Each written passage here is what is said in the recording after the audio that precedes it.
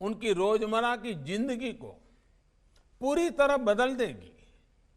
साथियों, किसान की आय दोगुनी करने के लिए, लागत कम करने के लिए, उनकी परेशानी कम करने के लिए बदलते समय के साथ हमें अपने प्रयास बढ़ाने ही होंगे। किसानों को कहीं पर भी अपनी उपज बेचने की आजादी देना हो या फिर हजारों किसान उत्पादक संघों का निर्माण, सिंचाई की अटकी हुई परियोजनाओं को पूरा करने का काम हो या फिर फसल बीमा योजना में सुधार, यूरिया की 100% नीम कोटिंग हो या फिर देश भर के करोड़ों किसानों को सॉइल हेल्थ कार्ड, इसका लक्ष्य यही है कि देश का एग्रीकल्चर सेक्टर मजबूत हो, किसान को खेती करने में मुश्किल न हो। इसके लिए निरंतर नई नई पहल की जा रही है।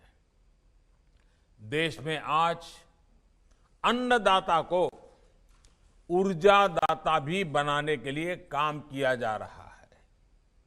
कुसुम योजना के तहत किसानों, किसान उत्पादक संघ, एफपीओज, कोऑपरेटिव्स, पंचायतों, ऐसे हर संस्थानों को बंजर जमीन पर छोटे छोटे सोलर प्लांट लगाने में सहायता दी जा रही है। देश भर के लाखों किसानों के सोलर पंपों को भी ग्रिड से जोड़ा जा रहा है। इससे जो बिजली खेतों में पैदा होगी, उसको किसान जरूरत के हिसाब से अपनी सिंचाई के लिए उपयोग कर पाएंगे और अतिरिक्त बिजली को बेच भी पाएंगे। देश भर में करीब 70.5 लाख किसान परिवारों को सोलर पंप लगाने में मदद की जा रही है।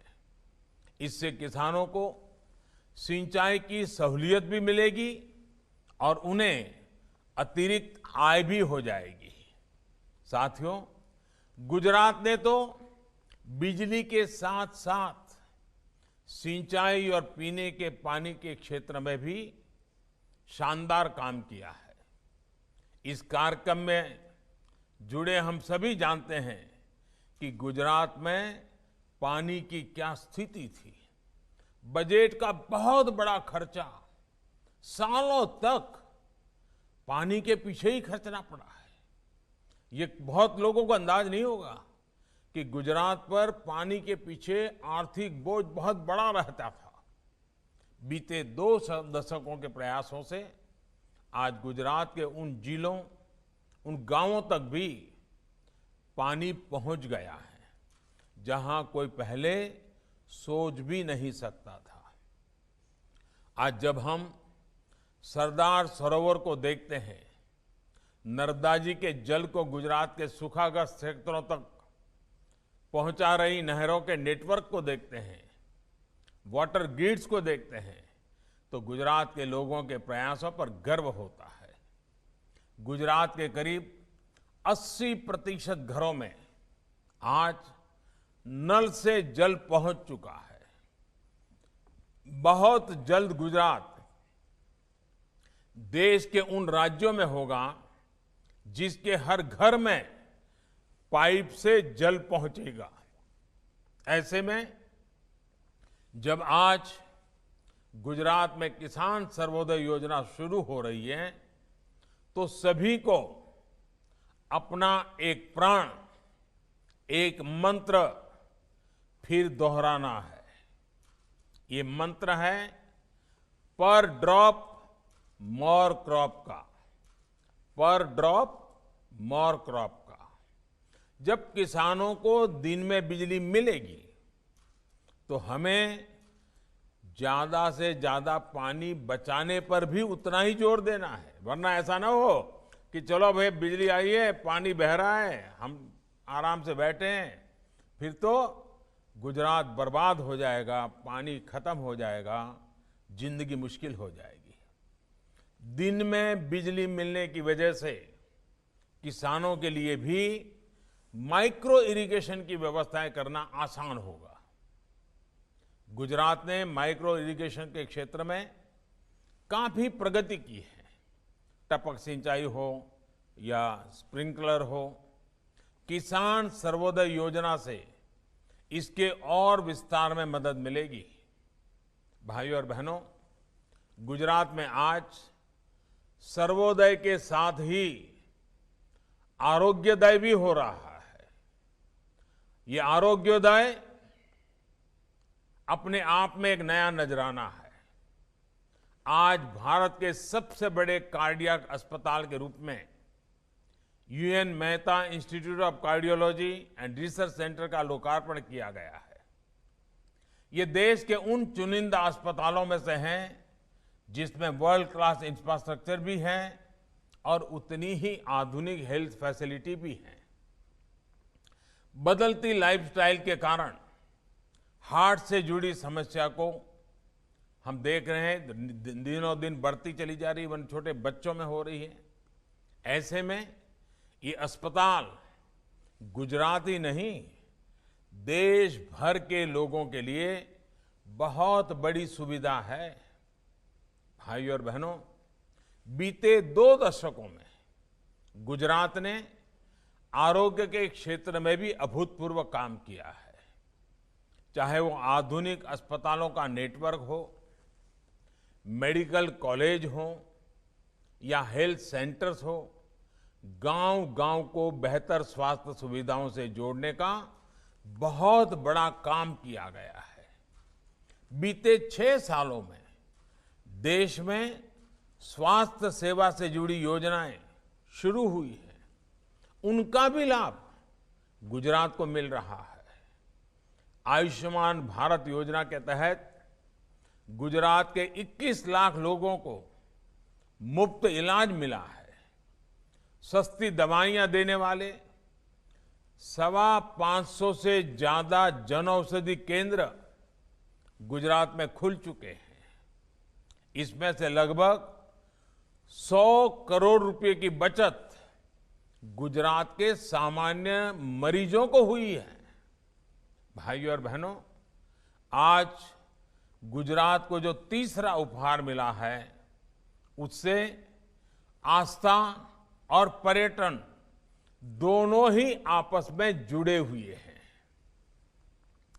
गिरनार पर्वत पर मां अंबे भी विराजती हैं, गोरखनाथ शिखर भी है, गुरु दत्तात्रेय का शिखर भी है और जैन मंदिर भी है। यहां की हजारों सीढ़ियां चढ़कर जो शिखर पर पहुंचता है, वो अद्भुत शक्ति और शांति का अनुभव करता है। अब यहां विश्व स्तरीय रोपवे बनने से सबको सुविधा मिलेगी, सबको दर्शनों का अवसर मिलेगा। अभी तक मंदिर तक जाने में जो 5-5, 7-7 घंटों का समय लगता था, वो दूरी अब रोपवे से 7-8 मिनट में ही तय हो जाएगी। रोपवे की सवारी एडवेंचर को भी बढ़ाएगी, उत्सुकता भी बढ़ाएगी। इस नई सुविधा के बाद यहां ज्यादा से ज्यादा श्रद्धालु आएंगे, ज्यादा पर्यटक आएंगे। साथियों, आज जिस रोपवे की शुरुआत हुई है, वो गुजरात का चौथा रोपवे है। बनासकांठा में मां अंबा के दर्शन के लिए, पावागढ़ में, सतपुड़ा में 3 और रोपवे पहले से काम कर रहे हैं। अगर गिरनार रोपवे में रोड़े न अटकाए होते तो यह इतने वर्षों तक अटका नहीं होता। लोगों को, टूरिस्टों को इसका लाभ बहुत पहले ही मिलने लग गया होता। एक राष्ट्र के रूप में हमें भी सोचना होगा कि जब लोगों को इतनी बड़ी सुविधा पहुंचाने वाली व्यवस्थाओं का निर्माण इतने लंबे समय तक अटका रहेगा, तो लोगों का कितना नुकसान होता है, देश का कितना नुकसान होता है।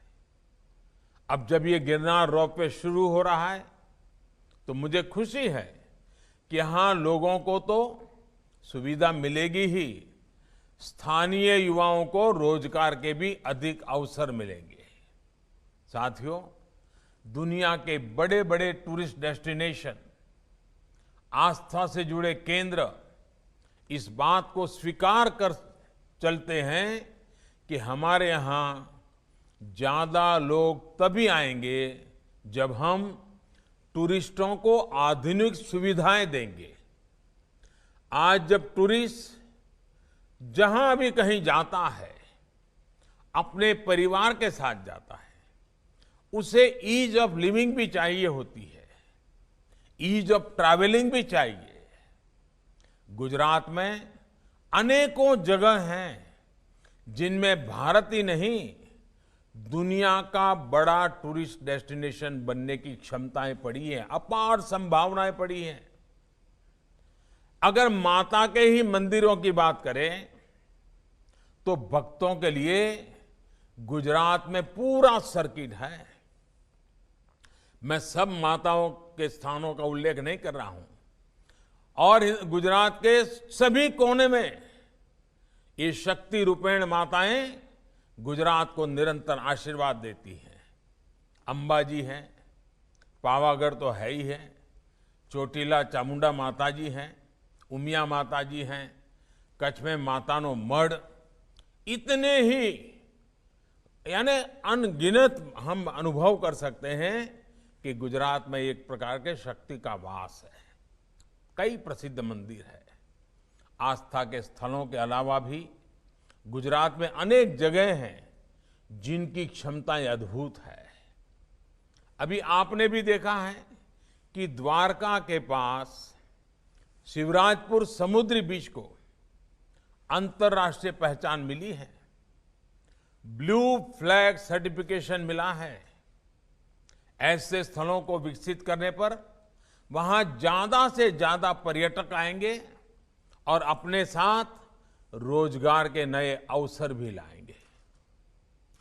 आप देखिए, सरदार साहब को समर्पित स्टैच्यू ऑफ यूनिटी, दुनिया की सबसे ऊंची प्रतिमा, अब कितना बड़ा टूरिस्ट अट्रैक्शन बन रही है।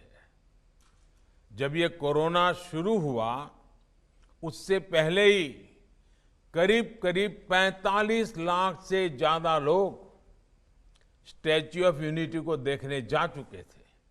इतने कम समय में 45 लाख लोग बहुत बड़ी बात होती है। अब स्टैच्यू ऑफ यूनिटी को फिर से खोला गया है तो ये संख्या फिर तेजी से बढ़ रही है। इसी तरह छोटा सा उदाहरण देता हूं मैं। अहमदाबाद में कांकरिया झील, कांकरिया तालाब तक पहुंचने वालों की संख्या, एक जमाना था वहां से कोई गुजरता नहीं था, दूसरा रास्ता लेता था। उसका थोड़ा सा रिनोवेशन किया, थोड़ा टूरिस्ट को ध्यान में रख करके व्यवस्थाएं खड़ी की, और आज स्थिति क्या है, वहां पर पहुंचने वालों की संख्या अब सालाना 75 लाख तक पहुंच रही है। अकेले अहमदाबाद शहर के मध्य में 75 लाख मध्यम वर्ग, निम्न मध्यम वर्ग के परिवारों के लिए ये जगह बहुत आकर्षण का कारण बन चुकी है और अनेक लोगों की रोजी रोटी का कारण भी बनी है। ये सारे परिवर्तन, टूरिस्टों की बढ़ती हुई संख्या, स्थानीय लोगों की आय बढ़ाने भी बहुत मदद करती है। और टूरिज्म एक ऐसा क्षेत्र है जहां कम से कम पूंजी लगती है और ज्यादा से ज्यादा लोगों को रोजगार मिलता है। हमारे जो गुजराती साथी, और मैं चाहूंगा विश्व भर में फैले हुए गुजराती बंधु भगिनी को मैं आज आग्रह से कहना चाहता हूं, गुजरात के ब्रांड एम्बेसडर बनकर आज पूरी दुनिया में गुजरात के लोग छाए हुए हैं। जब गुजरात अपने यहां नए नए आकर्षण का केंद्र बना रहा है, भविष्य में भी बनाने वाला है, तो दुनिया भर में फैले हुए हमारे गुज्जू बंधुओं से मैं कहूंगा, वो हमारे सभी साथी उनकी बातों को पूरी दुनिया में अपने आप ही लेकर के चले जाएं, दुनिया को आकर्षित करें, गुजरात के टूरिस्ट डेस्टिनेशन से परिचित कराएं। हमें इसी नमस्कार, मैं हूं अंजना ओम कश्यप। हमें उम्मीद है ये वीडियो आपको पसंद आया होगा। लेटेस्ट खबरों के लिए यूं ही देखते रहिए आज तक, और इस वीडियो के पसंद आने पर लाइक, शेयर एंड सब्सक्राइब करना ना भूलें।